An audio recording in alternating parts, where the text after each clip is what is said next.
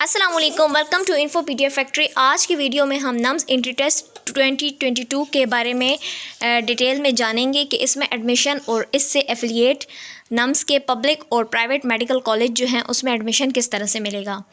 इसके लिए आपको सबसे पहले ये जानना ज़रूरी है कि एंट्री टेस्ट जो है बहुत कंपलसरी है। बग़ैर एंट्री टेस्ट के किसी जगह पर भी एडमिशन नहीं मिलेगा, यानी इसके एफिलिएट कॉलेजेस जो हैं उसमें भी एडमिशन नहीं मिल सकता। मोर ओवर आपको 50% मार्क्स इसमें लेने ज़रूरी हैं।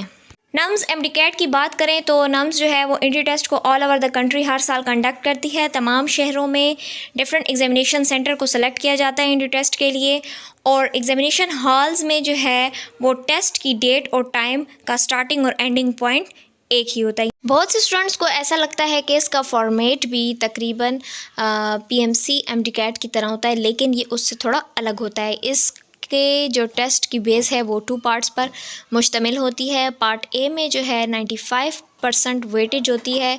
नम्स एंट्री टेस्ट के लिए 150 MCQs दिए जाते हैं और 150 मिनट्स होते हैं टोटल, और उसमें कोई नेगेटिव मार्किंग नहीं होती। 4 सब्जेक्ट होते हैं। 4 सब्जेक्ट में जो है बायोलॉजी 35% है, केमिस्ट्री से तकरीबन 25% MCQs आते हैं, फ़िज़िक्स से भी 25% आते हैं, और इंग्लिश जो है वो 10% MCQs पर बेस्ड होती है। पार्ट बी इसका साइकोलॉजिकल टेस्ट है। साइकोलॉजिकल जो टेस्ट है उसमें तकरीबन 5% वेटेज होनी चाहिए। NET यानी नम्स एंट्री टेस्ट 100 MCQs पर मुश्तमिल होता है साइकोलॉजिकल पार्ट में, और इसके लिए तकरीबन 30 मिनट दिए जाते हैं। नम्स सिलेबस के लिए बेसिकली डिफरेंट सब्जेक्ट को डिसाइड किया जाता है और हर सब्जेक्ट को फर्दर डिवाइड करते हैं पर्टिकुलर यूनिट्स और टॉपिक्स में। तो सिर्फ स्टूडेंट्स को उन्हीं गिवन टॉपिक्स की प्रिपरेशन की ज़रूरत होती है कि उसी को प्रिपेयर करें ताकि जो कंटेंट सिलेबस में दिया गया है उसी में से MCQs आते हैं। नम्स के ऑनलाइन रजिस्ट्रेशन प्रोसेस जो एंट्री टेस्ट का था वो 26 जुलाई से स्टार्ट हुआ था, और रजिस्ट्रेशन की क्लोजिंग तकरीबन 19 अगस्त 2022 तक एंड हो गई। नम्स एंट्री टेस्ट की जो फ़ी है वो 3500 है, जबकि नेशनल एमडीकैट की 6000 है, और बहुत लीस्ट अमाउंट है इसकी।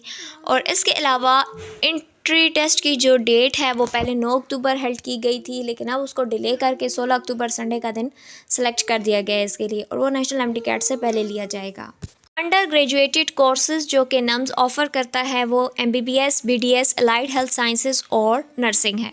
नम्स में 30,000 से ज़्यादा स्टूडेंट्स अपेयर होते हैं एंट्री टेस्ट के लिए, और पासिंग रेशो टेस्ट का 5% है, इसीलिए लिटिल मोर एफर्ट पे भी एडमिशन मिल सकता है।